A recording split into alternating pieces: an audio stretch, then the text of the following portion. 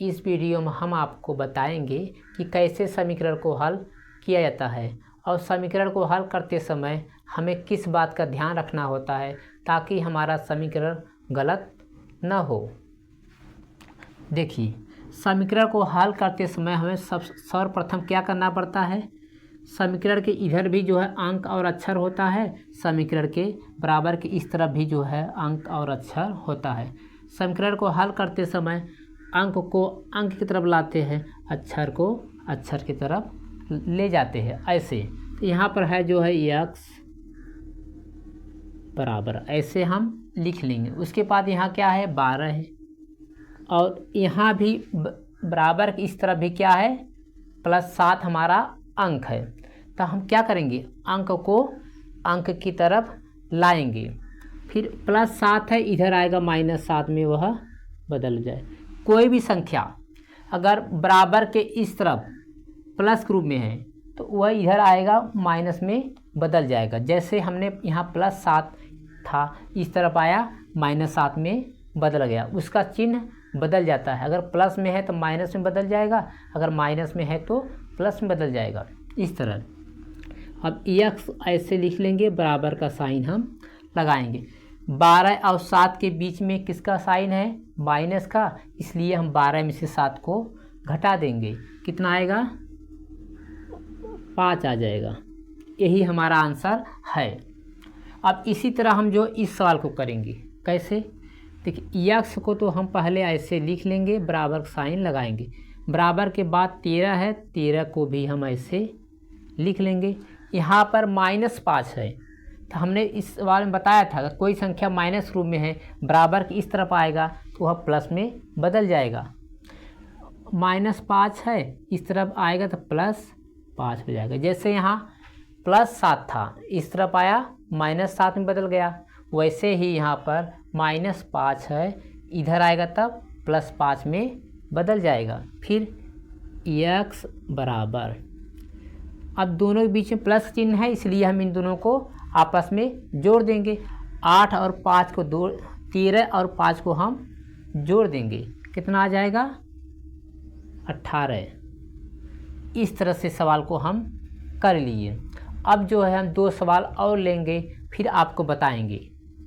इससे कठिन सवाल हुआ होगा ताकि आपको समीकरण कहीं भी मिले आपको हल करने में कहीं समस्याएं न हो। देखिए, अब जो है हम इन दोनों सवाल को हल करेंगे। कैसे, देखिए अब क्या करेंगे, हम x को तो यही रहने देंगे, यहाँ पर लिखेंगे 12। देखिए 3x जो है ना, इसके बीच में किसी साइन नहीं दिख रहा है हमें, लेकिन अक्षर और अंक के बीच में गुणा का निशान होता है। अक्षर और अंक के बीच में किसका निशान होता है, गुणा का निशान।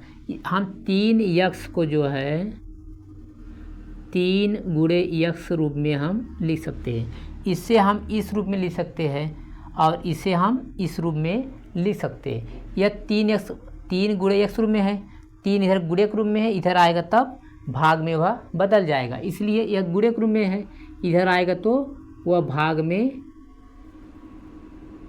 बदल जाएगा। फिर 3 से भाग देंगे 12 में, 3 से भाग जब हम 12 में देंगे कै बार जाएगा, 4 बार जाएगा। वही इस जो 4 आया है इसी को यहाँ पर हम लिखेंगे। फिर उसके बाद देखिए यह समीकरण हमारा हल हो गया।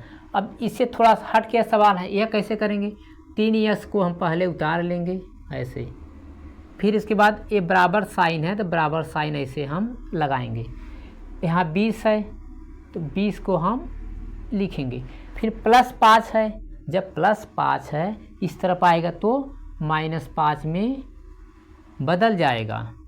फिर 3x ऐसे लिख लेंगे हम, बराबर साइन है वह भी लगाएंगे।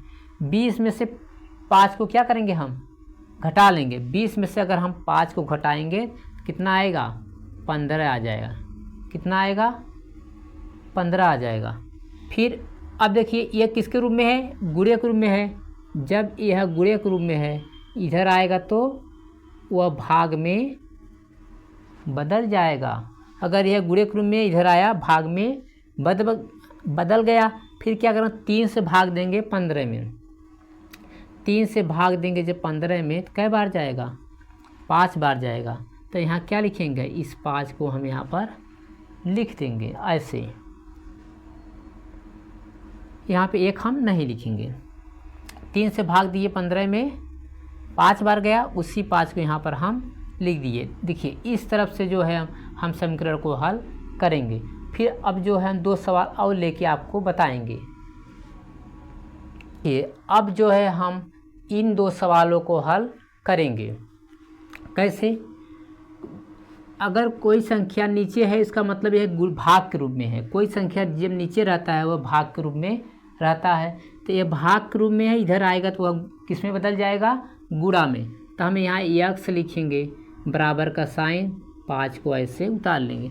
यह संख्या नीचे है, गुणे भाग के रूप में है, इधर आएगा तो गुणा में बदल जाएगा ऐसे। अब x को हम ऐसे लिख लेंगे और इन दोनों का आपस में गुणा कर देंगे। 5 गुणा 6 में करेंगे तो आएगा हमें 30 प्राप्त होगा। इस तरह से करेंगे, समझ आया।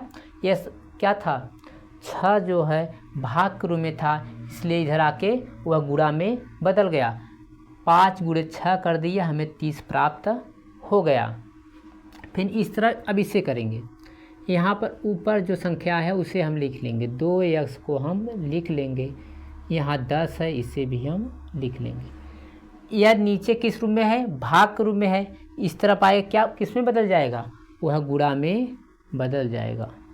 जैसे यहाँ भाग के रूप में था, यहाँ आया गुणा में बदल गया, वैसे यह भाग के रूप में है, इधर आकर गुणा में बदल जाएगा। फिर 2x इन दोनों का आपस में गुणा कर देंगे तो आएगा क्या, हमें 50 प्राप्त हो गया, क्योंकि 10 गुणा 5 में करेंगे तो 50 आएगा। फिर x लिखेंगे, बराबर साइन लगाएंगे, लिखेंगे ऊपर क्या करेंगे, इस 50 को उतार लेंगे। फिर यह गुणे के रूप में इधर आएगा तो भाग में वह बदल जाएगा। 2 से भाग देंगे 50 में, 25 बार जाएगा।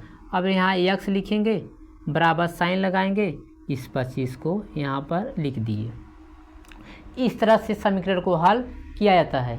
हम उम्मीद करते हैं यह समीकरण आपको बहुत अच्छे से आ गया होगा।